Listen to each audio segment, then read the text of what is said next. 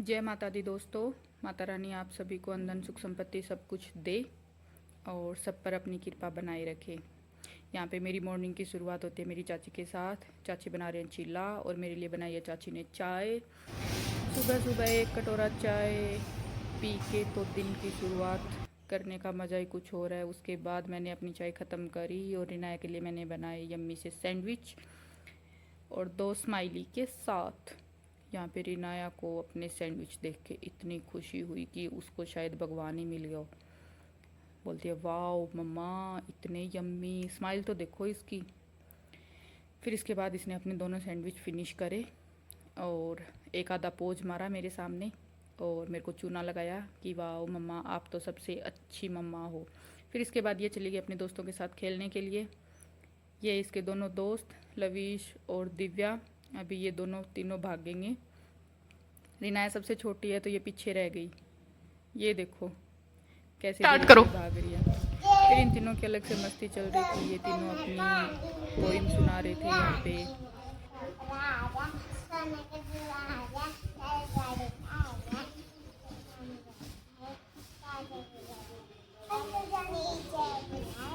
तालियां बजाओ, अब तीनों क्लैप करो।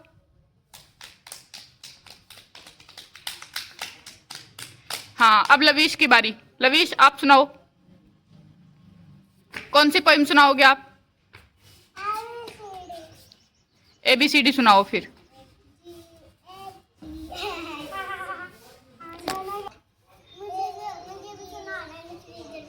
दोनों साथ में सुना लो।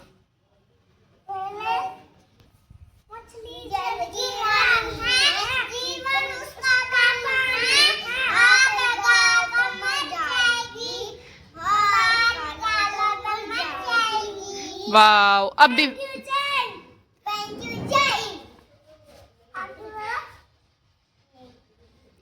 दिव्या की बारी है। दिव्या आप सुनाओ पोइम।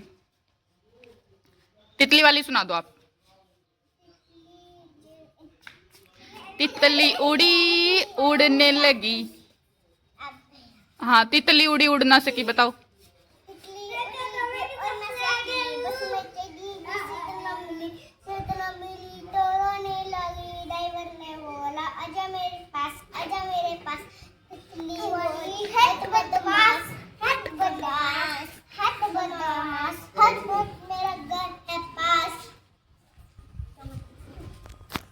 इनकी पोइम ख़त्म होने के बाद मैं इनको लेके गई प्लॉट में। वहाँ पे हमारे गाय भैंस बंधी हुई थी और ये भैंस का जो कटड़ा है ये इनको देख के मतलब ऐसे बेचारा डरा हुआ था और इन तीनों को इसको हाथ लगाना था। उधर भैंस को लग रहा था आज पता नहीं मेरे कटड़े के साथ क्या ही करेंगे ये। इन तीनों ने उस बेचारे छोटे से बच्चे को बहुत परेशान किया। उसको ना ही तो ये समझ आ रहा था कि ये तेरे साथ खेल रहे हैं या तेरे को डरा रहे हैं। और ये इतने खुश कि नहीं हमें तो इसको हाथ लगाना ही लगाना। उधर बेचारी भैंस डरी हुई थी। थोड़ी देर ये इसके साथ खेल ले। इसकी इनकी मस्ती यहाँ पे ख़त्म होने के बाद फिर मैंने बोला कि चलो बाहर चलो, मैं आज तुमको जहाज़ की सवारी करवाती हूँ। तो मैंने इनको चूना लगाया थोड़ा सा कि चलो आज हम एरोप्लेन पे बैठते हैं। हमारा देसी aeroplane, don't be serious, okay. और उस जहाज़ के तो मज़े ही अलग हैं। कभी अगर आपको मौका मिले तो आप भी इस जहाज़ की सवारी ज़रूर करना। ये देखिए ये रहा हमारा रेगिस्तान का जहाज़, ऊंट गाड़ी। यहाँ पे मैंने बच्चों की फरमाइश पे फिर इनको जहाज़ की सैर करवाई। यहाँ पे मैंने गाड़ी जोड़ी। ये देखो मैंने ऊंट को पकड़ा हुआ है और दादाजी ने गाड़ी का मुंह उधर कर दिया कि ये थोड़ा इजीली मैं बांध सकूं इसको। टैलेंटेड तो मैं बहुत हूँ दोस्तों, देखो तो सही। इस देसी लाइफ का भी अपना एक अलग ही मज़ा है। गांव की लाइफ बेस्ट लाइफ। यहाँ पे मुझे भी थोड़ा थोड़ा डर लग रहा था। मुझे लग रहा था कि कहीं ये मेरे को थोड़ा बहुत टच वच ना कर दे, पर ये बेचारी हमारी ऊँटनी जो है वो बहुत शरीफ सी है। इसको कोई फ़र्क नहीं पड़ता इसको कौन बांध रहा है कौन खोल रहा है।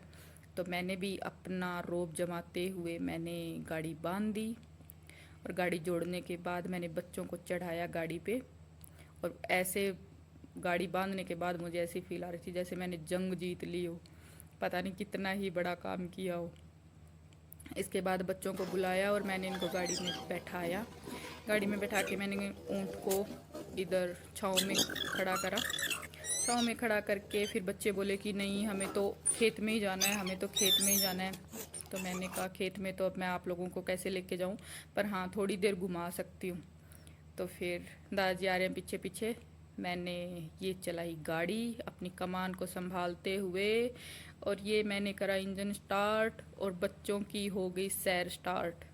बच्चों ने बड़ा इंजॉय करा। ये देखो बाय बाय भी चल रही है इनकी। इनको सच में लग रहा था मैं इनको खेत में लेके जाऊंगी, पर नहीं बच्चों, आप घर पे ही इंजॉय करो, क्योंकि तुम तीनों घर पे ही सांस नहीं लेने देते। तो अगर तीनों को अकेले कोई लेके जाएगा तो ये कैसे ही जीने देंगे। तो बताना दोस्तों हमारी जहाज़ की सवारी आपको कैसी लगी। और हमने तो बहुत इंजॉय किया आज का दिन। मिलते हैं नेक्स्ट वीडियो में। Bye bye.